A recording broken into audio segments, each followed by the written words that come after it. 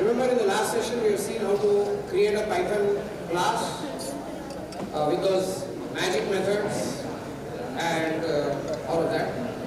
So some of them use it. So we are going to work with Python objects now. Not just lists, plain tuples and plain dictionary. So give it a shot, then I'll show you how to solve and then we'll move. You can start with this first. Points on a line. So the class that you will create is point and the output should be like that. So you have to create a class point in your Python code and then write some logic in that, some methods in that class. So don't just do it without a class. Create a class. The idea is to learn how to create a class. And I'll make the question clear. Once you have read it, finish reading it, then I'll spend a few minutes elaborating on the question and then some of you, more of you can do it. The thing is like this. You are asked to create a bunch of points. So how many points are you going to create in this? For example, in this test case, you are going to create 3 points. The data of the first, so you are going to create a point. Let's call it point 1 or whatever point. The constructor for the point takes 2 parameters, x and y. So you have to create a point class. Constructor takes 2 points, x and y. X is the x coordinate of the point, y is the y coordinate of the point. So here, the first point's x coordinate is 0 and 1. Second point's x coordinate is 3 and y coordinate is 0. Third point, x coordinate is 1, y coordinate is 0. Then, once you have created these points, okay, you have to sort these points, and the sorting criteria should be distance from 0, 0 to that point.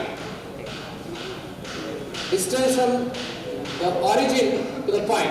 So whichever are the closer points, they should come first. And when you display the point, you have to change the display to this way. It should come in this way only. So you are asked to produce a list of points which is sorted, and the representation of the points or the display of the point should happen like this. So you'll have to use REPR method, you'll have to use init method for the constructor, REPR method. Sorting, you don't need anything. Sorting can be done, you can give the criteria for sorting. Okay. Key is equal to something. So this will give you a real life example of what you can try and do. So please give it a shot and then we will do it. So I'm going to give you, it's 11:41. So I'm going to give you till 12. Since this is the first question we are doing it. Take time till 12 and do it. 12 will solve. Yeah. So, see, we have to create a point class first, then read the data, and then print it the way it is required to be done. And the format should be exactly the way it is displayed on the test case. So we'll create a class point, and whenever you create a class in Python, you don't need to declare variables like you do in a C++ class, any of that.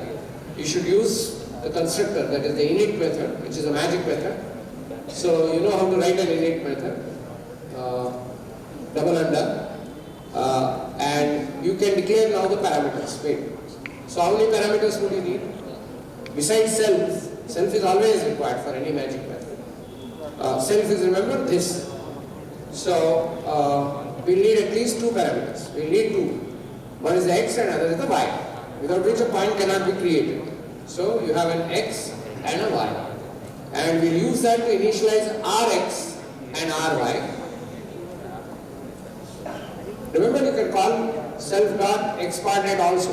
Or you can say a, b, and then say self.x is equal to a, and self.x is equal to self.y is equal to b. That's also allowed. So now you have this init method. Now, this is one part. You will also need one more method to display every point. They want it in a particular way, if you have seen the list of points. The point should be shown as, if you see the requirement, it's on line 14. That is how it should be shown. Every point should be shown like that. So, how do we control how an object appears? There is only one method which is there in the class, which defines how the objects of that class must appear. And the name of that method, we discussed that the other day, is called REPR. Or you can write STR, but normally we write REPR method. So we'll write the REPR method that will take self as a parameter, and it will generate a formatted string for every point the way it is given there. So it is expected to return. It's expected to return a string, which is how it will appear on the display. So how it should appear? It should appear as a formatted string. So we can say, we can give the double quotes. Look at it, double quotes. Then we should say point, then open bracket, and then x equal to, there where 0 is there, actually the x coordinate should come. So we should say, we have to say curly bracket, no? Curly bracket 0. That is the first parameter to the formatted string. Then comma should come as it is. Y equal to, again 1. That's all. No, also, okay. The brackets also are required, parentheses are required. So this is the, what do you call, the structure of our display statement, where there are how many parameters? 0 and 1. Because there are two placeholders. We don't call them parameters. We call them placeholders. So you can see that there are two placeholders, 0 and 1. Now, on a given string, which is called a display string, what we have created so far, we have to say dot format and supply the values for 0 and 1, depending on what we have. So, dot format, self.x will take the place of 0 and self.y will take the place of of 1. So, this is what is the representative form of the point. Okay? Then, what will we do? Okay. So, we are done with this, and our point is over. So, point has two methods. How should the point be constructed? The constructor, which is the init method, and how the point should be displayed, which is its REPR method. So, we know how a point is going to appear on the screen. Now, what do we need? Now, we need the program itself, where we write the data and how we will process that data. Okay? So, now we will start the main code of the program. And how do we do that? We will first read n, which is the number of points. So we'll say, you know how to do that. Int, enter, whatever the string there, don't even try typing it on your own. So just take it as it is along with the spaces. You should take the space also, it's better. So, okay, now is everybody clear what is line 22 doing? We are giving a prompt to the user, enter number of points, because the question asks for a prompt. That's why we are giving a prompt. Because the question demands a prompt. We are saying we are giving a prompt. And what will the user enter? He will enter some number, which I will try to convert it into int. Because number of points has to be an integer, it has to be some number kind of thing. So, whatever input gives is always a string. So we have to take that and convert that into a number. So, and that is sitting in n. Now what we have to do? So we are going to receive in our program 3 points or n points. N points. So I need to write a loop to take each point one at a time. Because see our input, how it's going to come. See our input. First it will give number of points, that is our n. Then for every point, its x and y will be given to us. So we have to be ready to receive that. And how many points will we get? 3. So I have to write a loop. And how do I write a loop in Python? So I say for I in range n. So I will go from 0, 1, 2, no problem. As long as it goes 3 times, I am really not interested in the value of I. But I will take the value 0, then 1, then 2. Okay, because n is going to be 3. Or if n is 5, accordingly. So now we are going to get every time 1 point. So we need to write code for that to receive x and y. So you can write it one after another. So we will say x is equal to, or we can write it as a tuple also. That is okay. X. Yeah. Y. Again we convert in whatever comes next. We convert it into integer. So for the first point, or for every point, we have got a x and a y. Okay. Now we will create an empty. We should have created this outside the for loop. We have to create an empty list, and each point as we create, we'll add it to that list. Okay. So we'll create a list PL or LP. PL, a person list, a point list. Sorry, a point list which is empty initially. This is how you create an empty list, isn't it? Then we say we have to add each to that empty list, each point to that empty list. So first we have to create a point. How do you create a point? You can say point P. P is equal to point xy. We don't have to declare. So P is equal to point of xy. We will get a point created from x and y. Point is created. For every coordinate, point is created. Now we should do what? We should add this point to our list so that we have all the points sitting in a list. So we will say PL, which is the empty list initially, append point. Okay. Do all of you get this? See, initially we created our point class, which takes 2 parameters, x and y, and creates and uses it to create a point class. We also have a representation method in point class because we want the output of the point in a particular way. Then we have p1.append p, and what do we do next? So now, after the for loop, or inside the for loop, what we are doing? We are reading the x coordinate, y coordinate. Then on line 27, we are instantiating the point object is getting created. So in every point is becoming one point object sitting in P. That P we are adding it to the list. So PL dot append P. That is how we add an element to a list or an object to a list. Same way. So at the end of the for loop, we are at what point?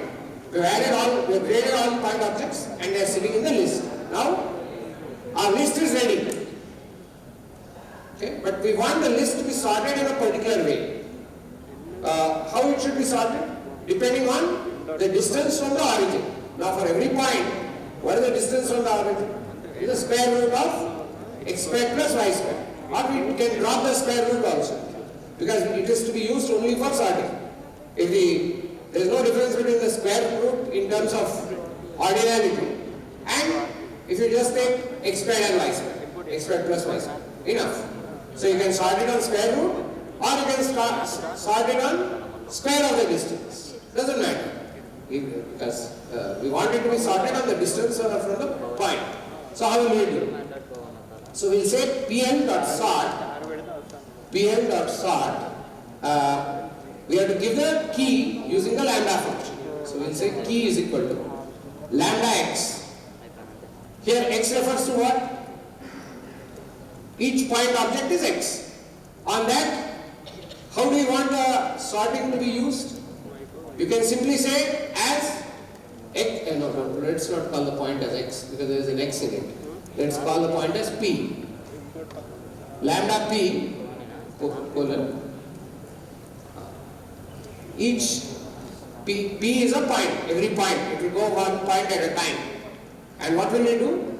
I will use a key as, I can use square root of p dot x squared plus p dot y squared, or I don't even need a square root because the sorting has to be done. So I can say p dot x into p dot x plus p dot y into p dot y.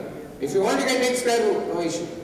There's a math thing, and then you can take a square root of that. Okay? So this is my sorting thing. And that's it. That's all. And then I say print PL. This is how we are expected to do. Some of you did it. It's easy, not difficult. Think a little. You have to create a point. How do I create a point? For that you need a class point. What do you mean by class point? It needs a constructor. What should happen in the constructor? And then it needs a particular display because the output is shown in a particular way. So you have to write a REPR method. Correct? And then we are saying PL.sort. Sorting has to be done. For sorting, some criteria is there. Otherwise, it will sort based on X and Y. First on X and then on Y. That will not help. You have to sort it based on X squared plus Y squared or square root of X squared plus Y. Doesn't matter. Okay. So let's see what we get with some data. We'll just run it. We'll give some data. Enter 3 points. Some data. So we are giving the same data. No, some other data.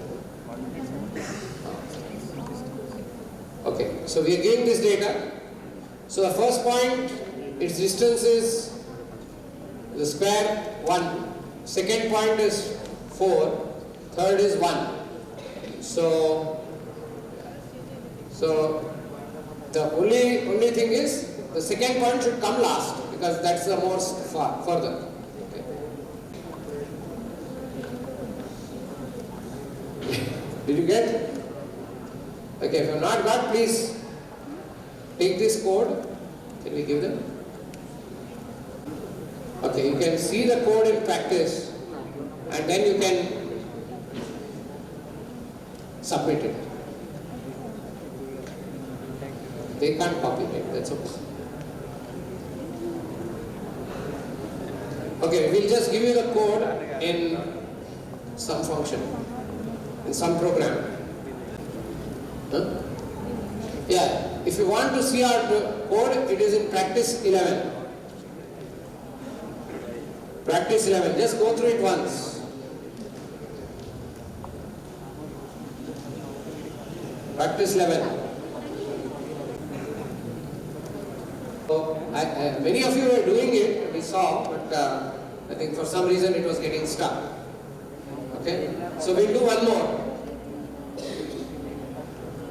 Those of you who can't do, you can refer to our practice 11 question if you want to see how we have done it.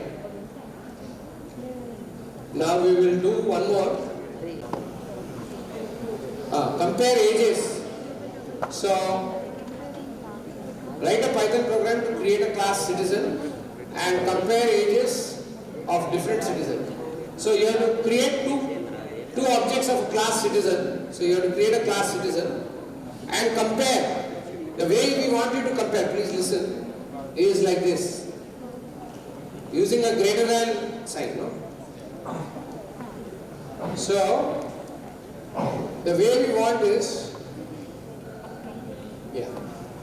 we want C1, C2 to be two citizens, which I think by now you know how to create two objects of class citizen.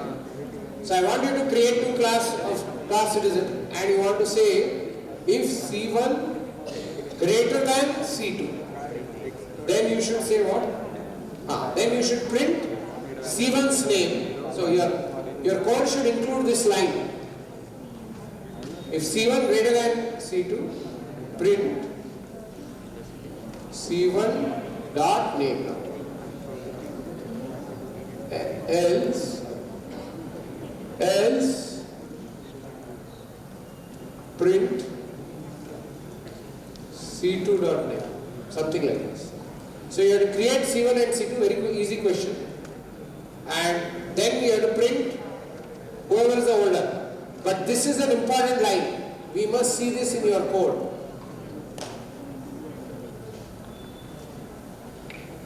So you should create just like you created 2 point objects, you should create 2 citizen objects, write a constructor, all that, and then you should declare using this code.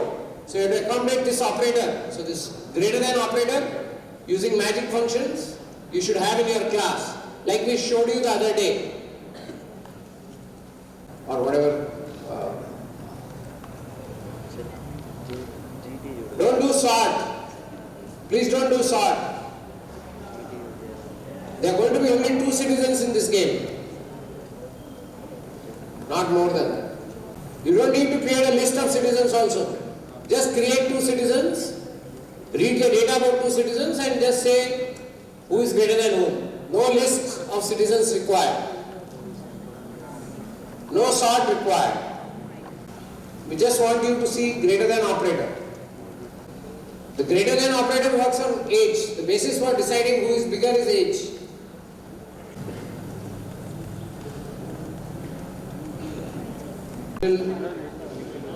We will solve it. Yeah. So let's write code. So we'll create class citizen. This is for people who are still struggling a bit. Class citizen. Then we'll write its constructor. And for creating a citizen, we need 3 pieces of data, or 4. No, 3, no, 4. So the 4 pieces of data are first name, last name, location, and age. Okay. These are the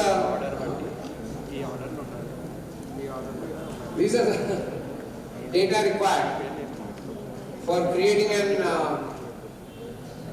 citizen, and accordingly we will initialize.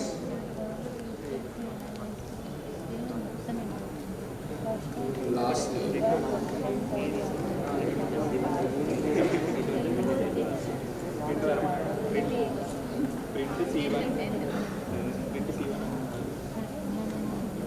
and then we need when the citizen is printed, let's go just above and see how a citizen is printed. Answer. Achha, only thing that is printed is first name. Achha, only first name is printed, but it is printed with capitalized. Then you have said that. First letter is capital. Okay, I believe you don't need to capitalize. Test cases don't look at that. So don't capitalize. Though we have made a mistake and said that V should be uppercase, no need. Whatever is the first name of the citizen, that should get printed. So now, because we are going to compare 2 citizens based on age, we have to write the greater than method, because we need that method in our logic. We are going to write if C1 greater than C2. So if you want to compare 2 citizens, the class, like with a greater than symbol, then the class citizen must know how to compare. So we have to write that. This is what we discussed in the last session also. So we say greater than, self, and other. All greater than, less than will need an other. Other means the second citizen. Okay. And how do we write it? So if self dot age greater than other dot age, because age is an integer, we can compare it using the greater than operator. Then we said return true, because that it means that this citizen is greater than the second citizen. So when you say if C1 greater than C2, this method will be called by Python, and C1 will be the first parameter, which is self, and C2 will be the other. So this is how it will be called. So we have defined how the greater than works, and that's it. That's how greater than works. And we need only 2, because we don't need a representation, because we only are going to represent the name. So we don't need a representation. If you want, you can add it with just the name. Okay. So if that is the case, you say just print C1 and the name should get printed. So if you want, we can write a representation. Let's write a representation. Define REPR self, and we will just return the first name, because that is what is going to be the way a citizen is displayed.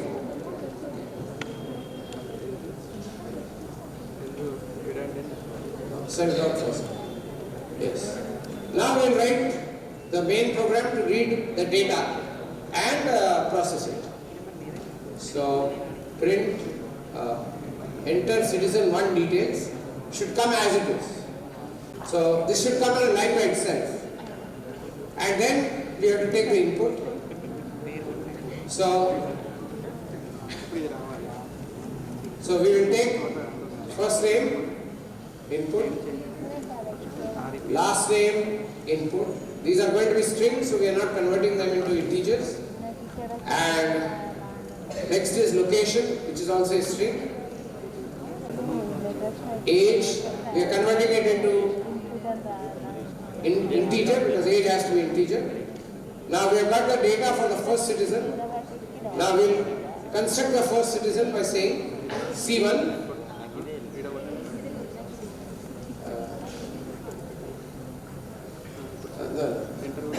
C1 is equal to citizen, and we pass all that data. This is how you create a citizen.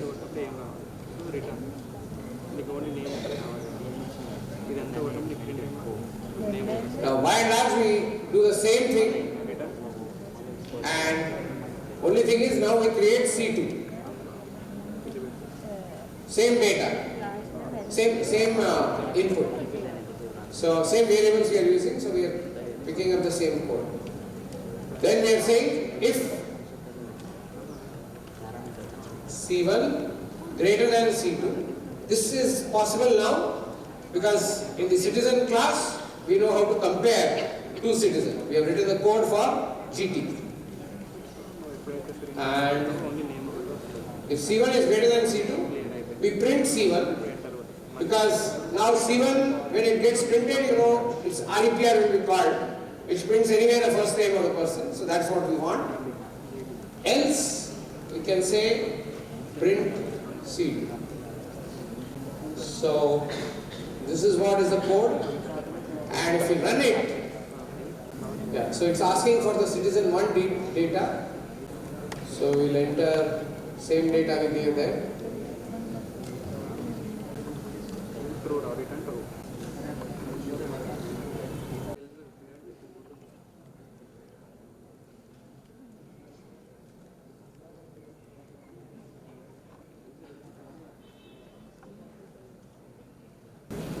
Answer is 1 mark, because his age happens to be more than the second person's age. So answer came as 1. So this is the answer. Okay, now does everybody get it? It's not difficult. You just have to practice a bit, you will get it. Just entering data, creating greater than operator and doing it. As practice 12. So those of you who are also using it at home, please get into it, see how it works. So we'll just create another question called practice 12.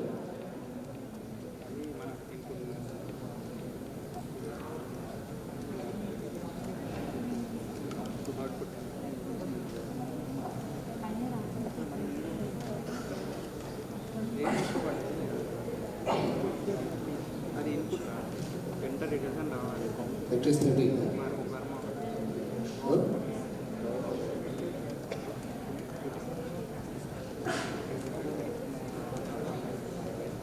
So this is what? Acha, practice 12 is that one. Huh? Okay, the answer is in practice 12. Those of you who want to look at it, it's in practice 12. Okay, now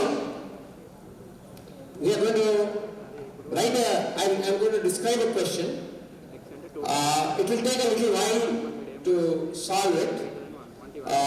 You can start now. Some of you, I'm sure, are bright enough to finish it now, but you can finish it online also. Okay? So listen to that question. You are given, so you'll be given strings, but I'm just going to show you the first input.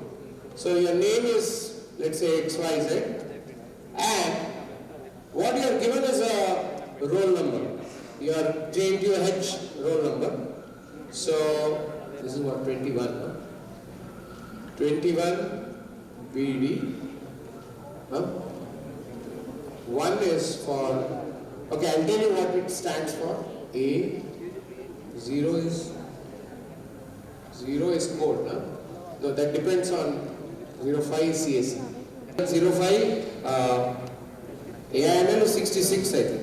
Huh? I don't know what is data science code.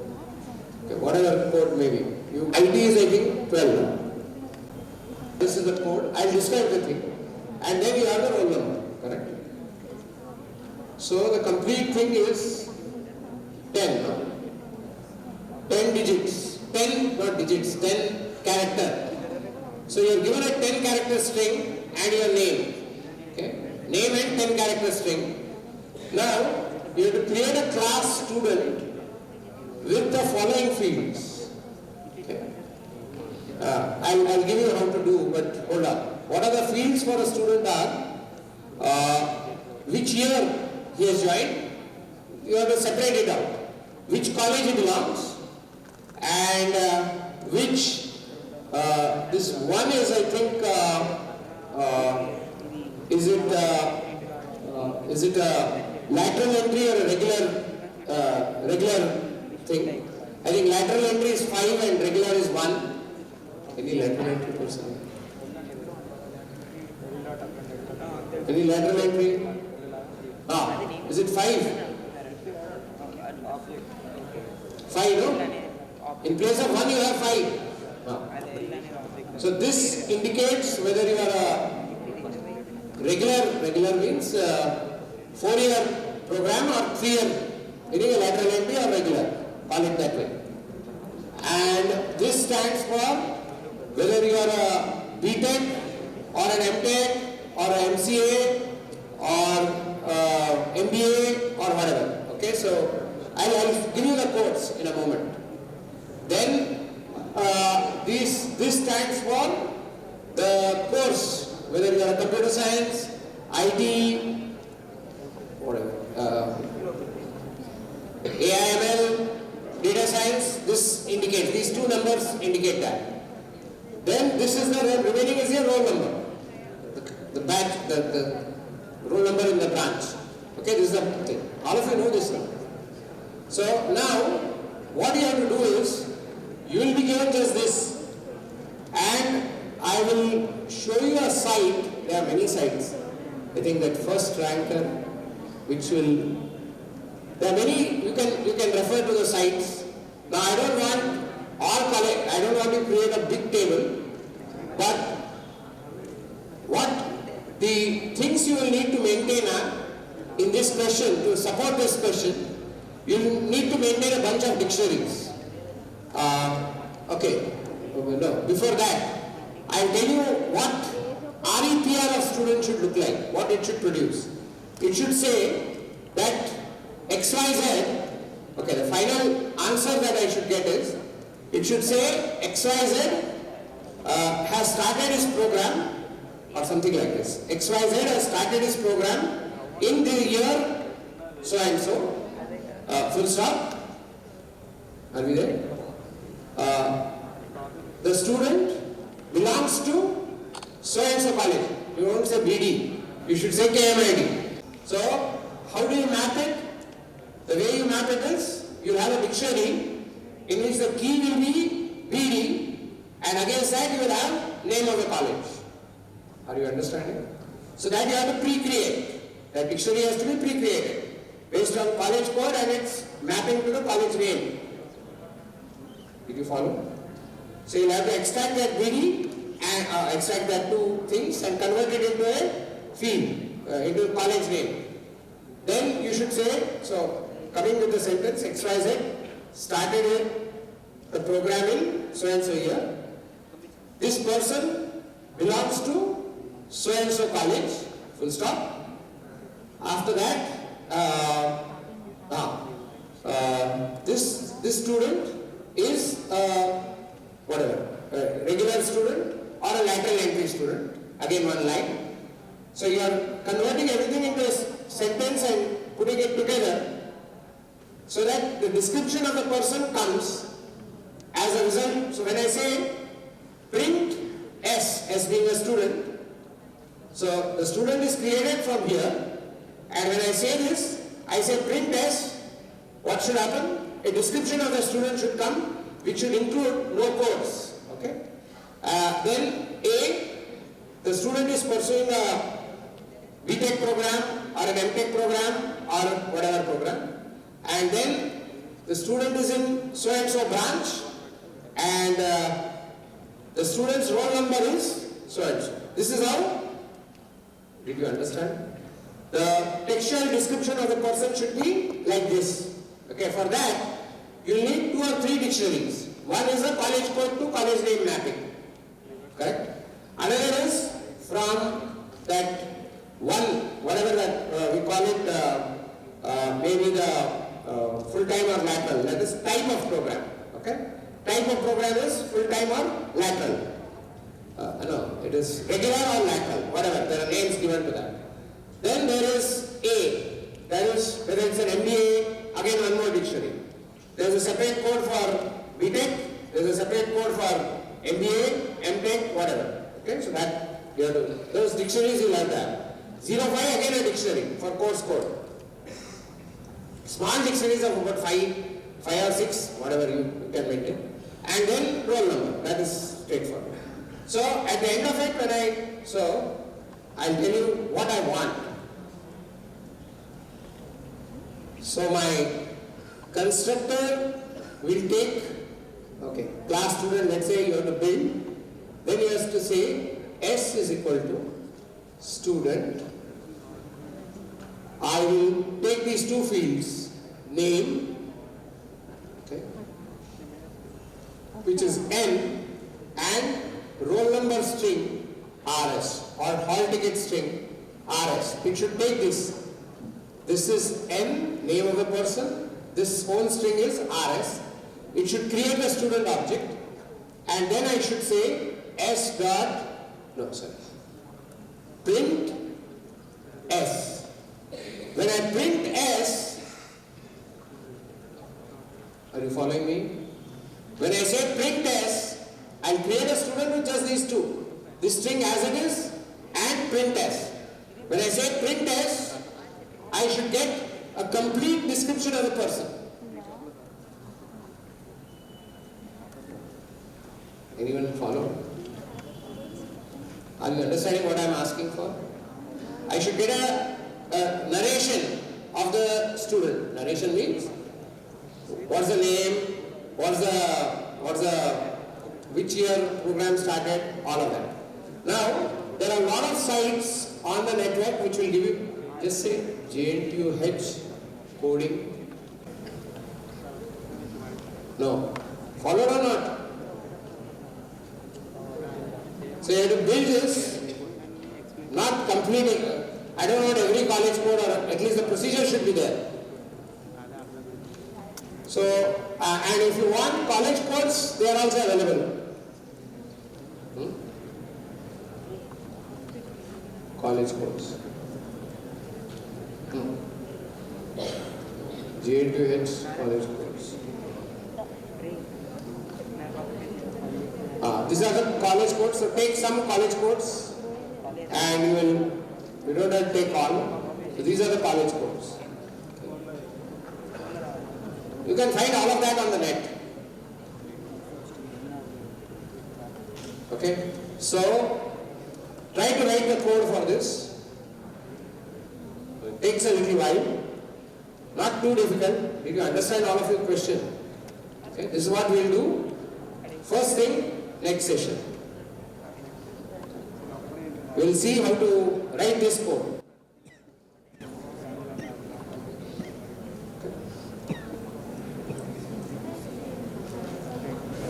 Any questions? So you have to accept in your program two things, name and a string. I mean name and string. The string is your hall ticket number. And then I should see a description of the candidate on the output. I'll just say print S. And I should get a description of the candidate. You have to build all the data structure, all of that to make it happen.